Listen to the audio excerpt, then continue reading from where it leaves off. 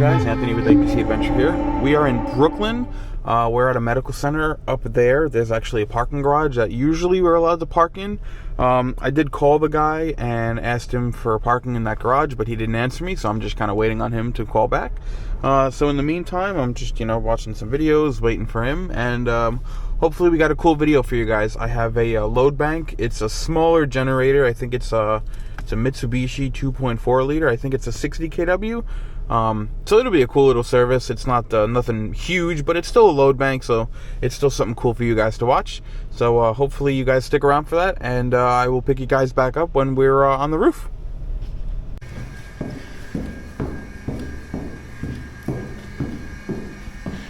Alright guys, I already brought my stuff up here. I don't know if you could see down there. No. The guy told me to park on the sidewalk. I was like, if that's what people do, because there's nowhere else to park, so I'm like, I guess why not? So, but yeah, so here's our little guy here. I'll show you what I was talking about. It's a small guy. Move this over. But yeah, so we got an old Nexus controller. We got a turbo Mitsu 60 kW. Yep, 60 kW. So yeah, we'll pop into this guy, hook up our load bank, and it's a 2-hour test. So we'll run it loaded for about 2 hours. Being that it's a 60 kW, that actually, is it a 240 or 208? I think it's a 208 three-phase. So that'll give us 50-ish kW. They want at least 75% load, so we'll be good on that. But yeah, let me get some tools.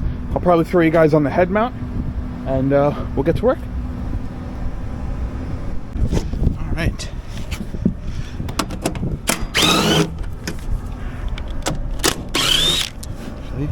Make sure that's off.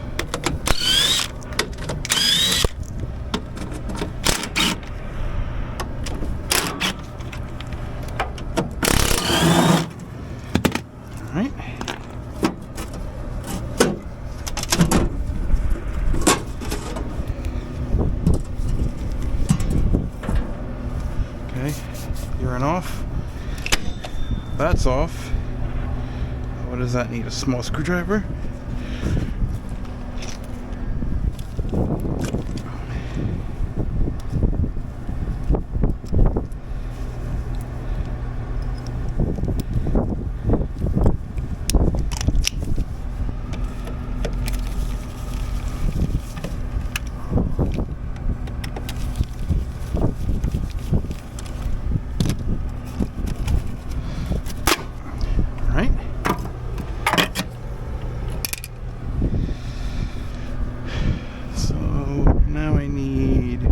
That guy.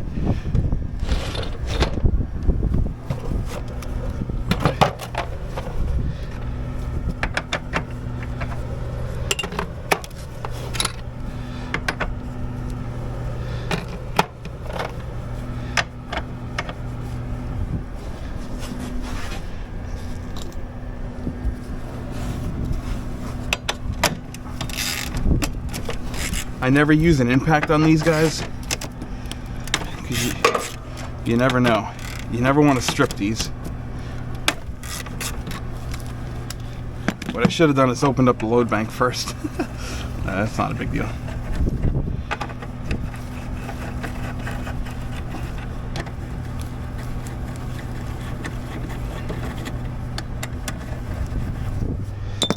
Alright.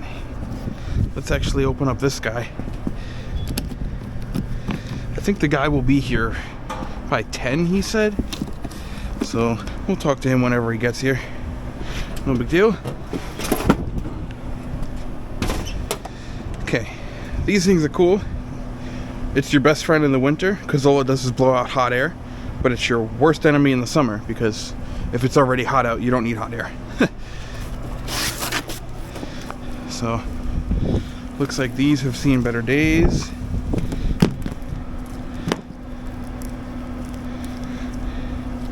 Yeah, a lot of times we just cut these, but like there's only so much you can cut them because then they just get shorter and shorter, and like you run into problems, you know.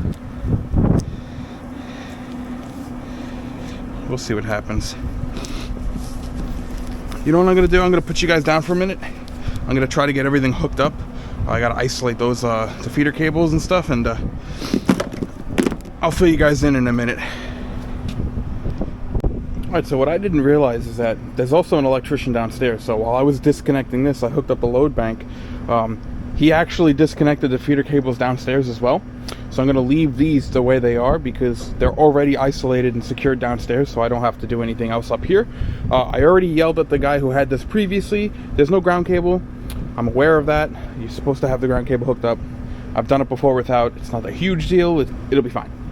But, so I had to go back downstairs to get an extension cord because somehow, I don't know how I've never realized this, the way they have this power, I believe power comes in down here, but it's all hardwired. Usually you have an outlet for the block heater and battery charger, but I guess this is different and they just have it hardwired in. So, not the end of the world. I just have to find a different way to power that guy. But, so that's all on. I'm pretty sure, I make sure that's at 208. That's off. All these are off. I could turn that on. Got power to that guy. I'm gonna start this thing. I'll let you hear it for a little bit. It's gonna be hard to tell you guys what's going on, but basically, I'm gonna run it for, I don't know, 5 minutes or so with the load bank on, but not loaded. I'll let it run, get up to temperature first, turn the breaker on, and I'll start putting load on small. And I think we have 20 kW switches, so we'll do that. And then I'll use the screen on the load bank to see where load sits, because we can't plug into the controller. Usually on an H panel or power zone, you could plug into the controller with your laptop and you can monitor it that way. This is a little different. With the Nexus controller, it's a little older. We can't do that. So I'll make sure that I'm monitoring it on the screen over there so that we don't go overload. And like I said, it's a 2-hour test. So I will start this guy now. We'll let it run for a little bit. Oh, she's a little weak. Come on, girl.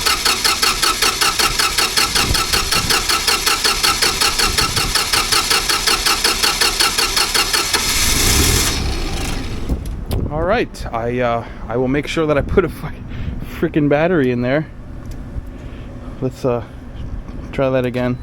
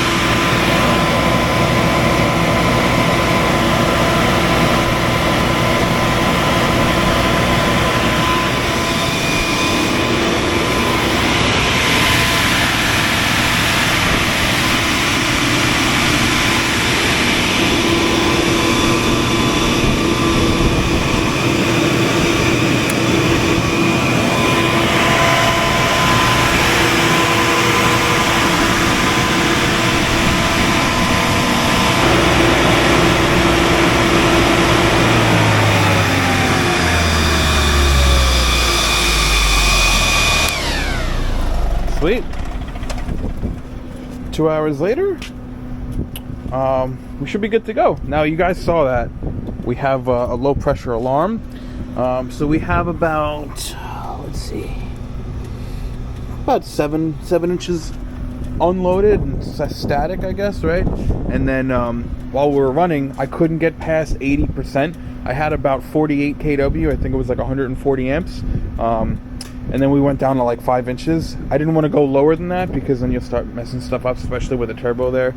So the proposal was only up to 75%. That's what the NFT NFT 110? I'm not sure what it is, but it's like whatever the fire department regulations are, or fire marshal regulations, I guess.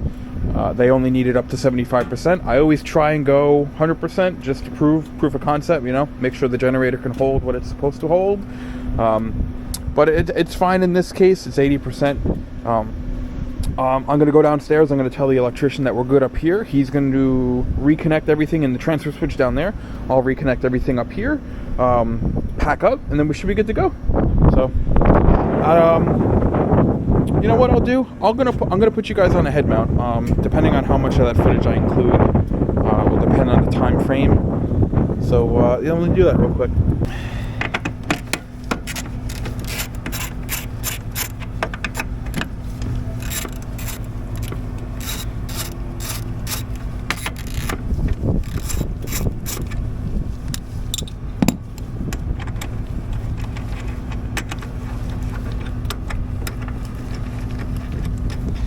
I put these in the same order that those go, so it's black, red, blue.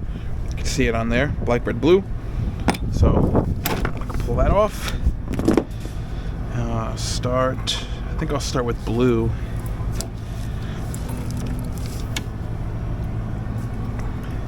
Actually, we'll see what's easier to set up. Probably red.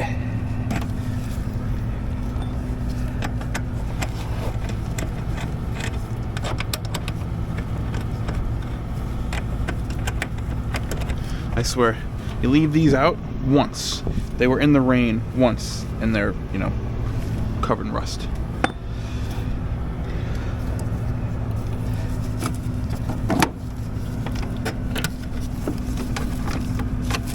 All right.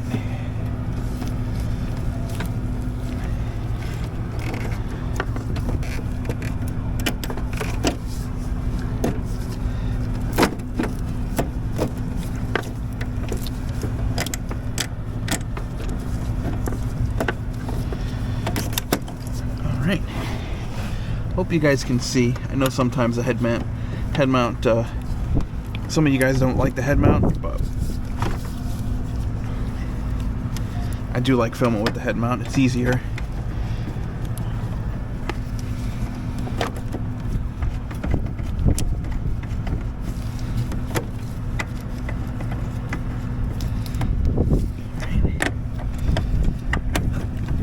I'm getting a phone call.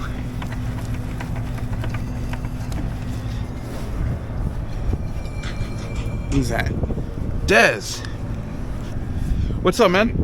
Hey, one quick question. Yeah? I'm at a transfer switch, a TX transfer switch.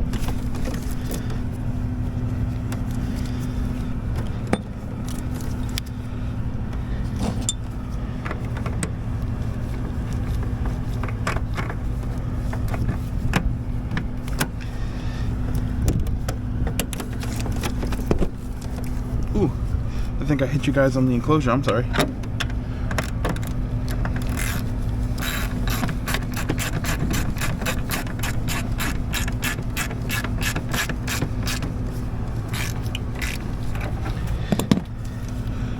Alright, let's see.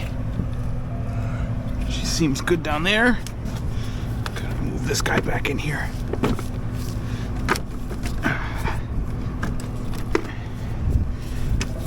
Damn, this is a tight cabinet.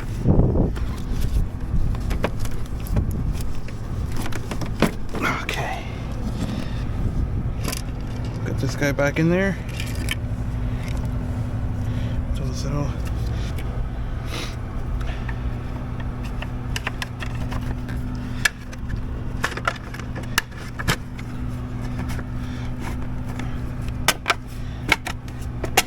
God damn. All right.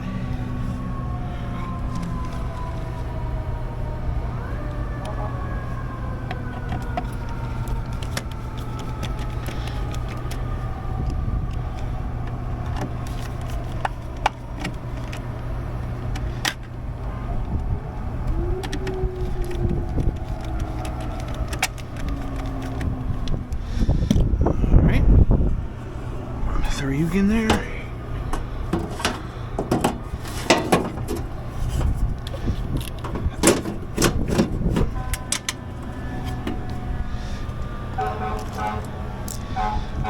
I promise it's not me.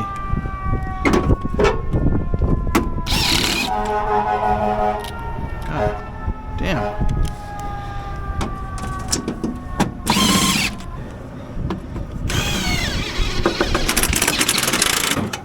Okay, I need one more. I usually have spare. There you go.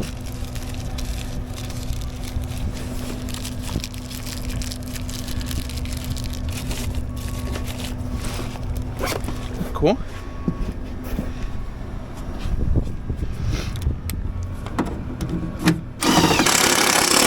Okay.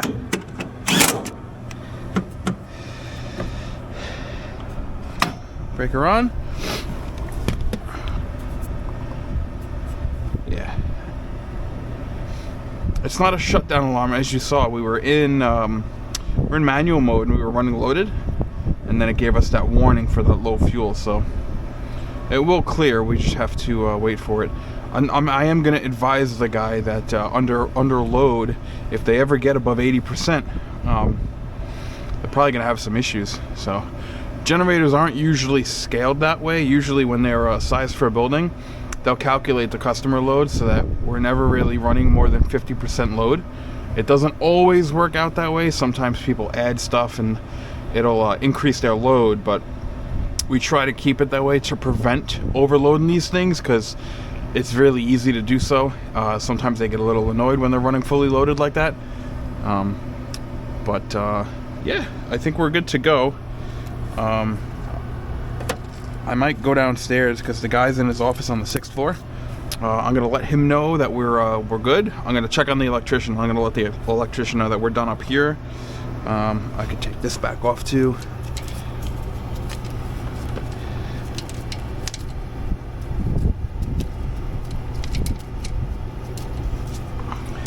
All right. I'm sure you guys have seen how to check fuel pressure. It's actually called a Pete's plug, so you don't have to disconnect any gas lines. You could literally just plug it in right there, and screw it up, and you're done, and that's it. So I usually leave this connected to my meter because this is what I use the most. If I'm not using this, I can then pull this off, screw this in, and then just kind of check it that way. But most common is the Pete's plug. So I forget when, but Generac started introducing this and putting it in just about every single unit. Actually, if we have one on this guy, build date on this is from 2014, so these things have been around for a while.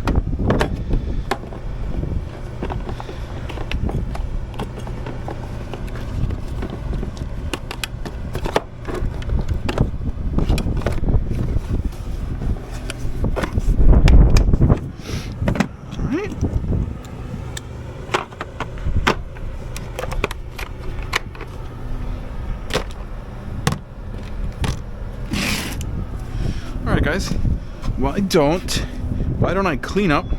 I'm gonna bring everything back to the van. I'll go downstairs, talk to the guy in his office, and then I have to go into the basement to check on the electrician, see how they're doing at the transfer switch. We're not doing a power transfer because it is a medical facility. They don't want that done, so unfortunately we live another day without doing a power transfer. It will happen. I will get a power transfer filmed for you guys, because I love doing that stuff like that. I love doing power transfers because you're cutting power to the building and hoping that the generator works. So I think it's fun. But yeah, I see you guys when we're back in the van. Alright guys, I didn't pick up the camera because like I said before, basically the guy told us to park on the sidewalk. So I didn't want to stay on the sidewalk any longer than I had to, but apparently it's a common thing there because when I came back outside from upstairs, I loaded up the van and there were 4 other cars parked on the sidewalk. So I guess they're allowed to do that. That's a little strange, but yeah, so we did the 2-hour load bank. I went down, made sure the electrician had the feeder cables hooked up properly. We weren't able to do a load bank test, like I said, because they have a medical building. They have things going on in there. And when I actually went downstairs to talk to the guy in his office, they had a conference going on. So I walked into the conference room and there's like 7 people. Like, it seemed like a very important conversation. So I was like, whoops. But all good in that sense. So the guy was happy. I told him, procedure of getting the paperwork filled out and all that. And now we're on the road. So being that we're in Brooklyn, we're in a commercial van. We can't take the Belt or the Grand Central.